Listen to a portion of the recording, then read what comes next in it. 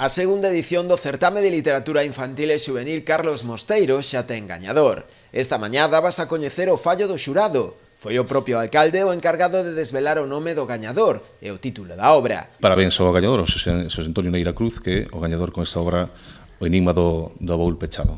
O xurado destacou a alta calidade da obra presentada, que foi elixida de xeito unánime. Todo o libro ten unha linguaxe poética moi fermosa e se move dentro dos parámetros do que podíamos chamar o realismo maravilloso, non? Co cal está tratando un tema moi duro, pero ao mesmo tempo está tratando cunha utilización, cunha escolla literaria que o fai realmente singular, non?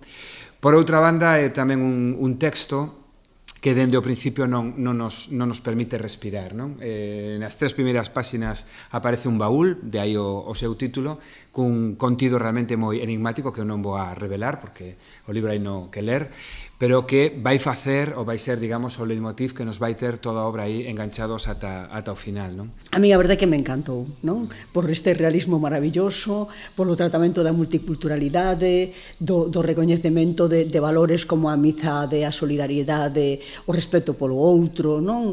O respeto por outras culturas. Pareceme que é un libro que vai a dar moito xogo, non? Todos eles destacaron o prestixio e repercusión do premio nesta segunda edición, xa que o autor premiado é un escritor moi recoñecido no panorama literario galego e tamén no nacional, con premios como o Merlín, o Barriga Verde ou o Lazarillo, entre outros.